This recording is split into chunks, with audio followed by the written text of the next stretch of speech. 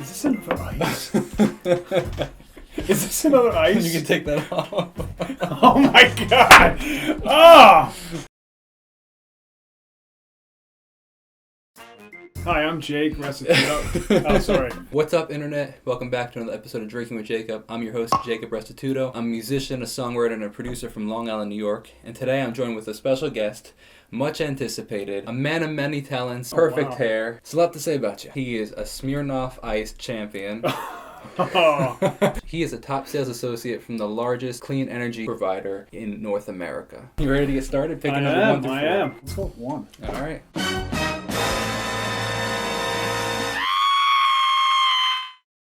All right. Oh, sorry. There we go. Cheers. Cheers.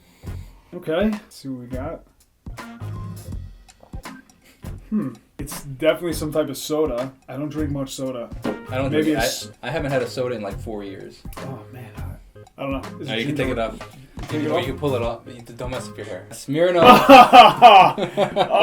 I'm pretty sure I've had a day where I was iced 5 times inside of a day. I think they taste a little different when you're chugging them down on one knee than when you're sipping it. Well, I'm sure a 95-degree ice is not fun. No, I'm sure the gross form. I'm Bernaldi. I have 3 beautiful kids, a beautiful wife. Jake and I have become good friends over the last couple years. I'm real excited to be on the show. You are quite the professional icer, I'd like to say. You have some wild stories, so how would you tell me some of those stories? Okay, so my wife's brother and his buddies were icing each other for a long time, and I knew nothing about the game. First weekend being away with them, and I open up my luggage, and I find an ice in there, and I'm like, I didn't pack this. He tells me what it's all about. It kind of has morphed into this competition. The part that I enjoy the most of it is like you get really creative with it. Shout out to Mel, Drinking with Jacob, and a landscaping movie buff, his wife. One of the best icings ever. She baked the cake, put the ice inside the cake, had me cut the cake for my birthday. Couldn't cut through. It was like, what's going on? Opened it and there was an ice. I just love the creativity. Cape May vacation thing for us. It's like a week long of icings left and right. We always have a bet out to see who's going to get ice first and who's going to place the first ice. I walk into the house to start unpacking. I open up the closet. I mean, we were the first ones in the house. I open up the closet to start hanging up shirts, and there's an ice duct taped to our coat hanger. And I'm like, you gotta be kidding me. I've been here for 3.5 minutes and I'm already taking an ice. I gotta give myself props. So me and my buddy are on one of these like little dinghy boats. We're out you're crabbing and fishing out in these marsh areas down the shore. And my 2 brother-in-laws are in another boat. I say to my buddy, we're going to get them right now. So we take the boat and we start going towards them. We're probably about 100 feet from each other. And then I start reeling in this monster fish, okay? And we pull the boat up next to my brother-in-law's. I'm like, guys, our net's broken. You got to help us net this thing. I'm like, I can't even get it up. It keeps taking line out. They're just so pumped to see what I have caught in this thing. My brother-in-law brings the net underneath my line and scoops up an ice. It was unreal. All right, ready for drink number 2? I'm ready. Reusing the glass. Okay. Might be tainted with the smell of the other one. That's okay. Cheers. Cheers. That's good. It is good. Whatever it is. Oh, man. Let me try another sip. Any guess? I have no idea. Oh, you can take it off. I was so off on the last one. It's another.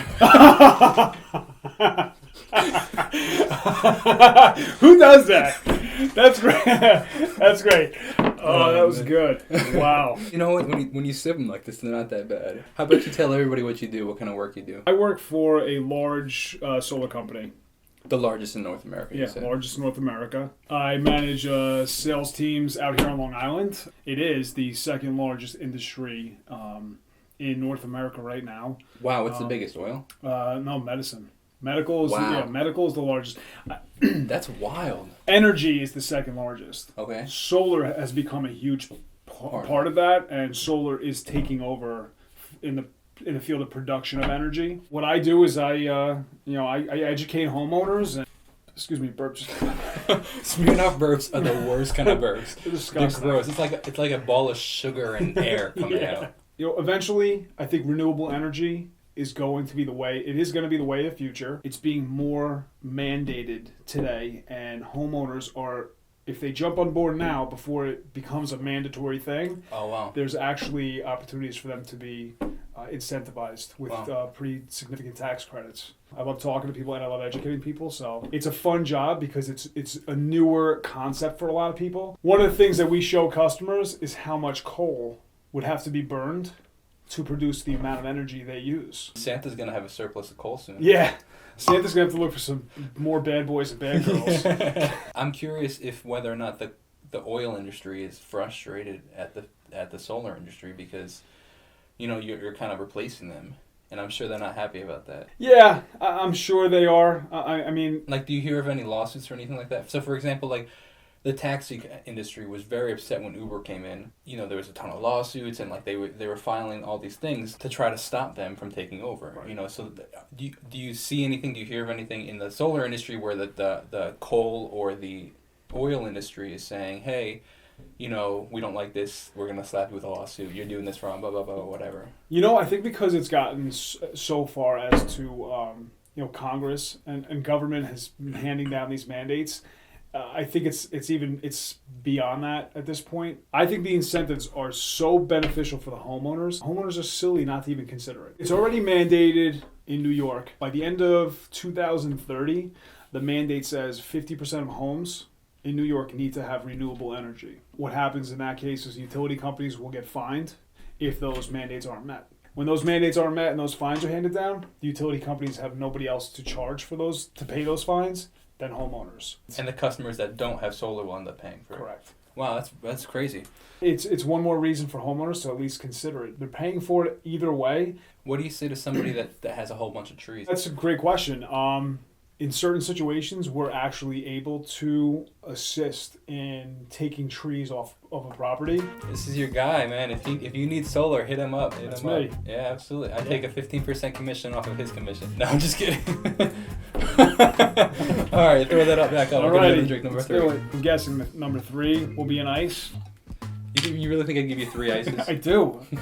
I think you'd probably give me 4. It sounded like the same exact pour. Cheers. Is this another ice?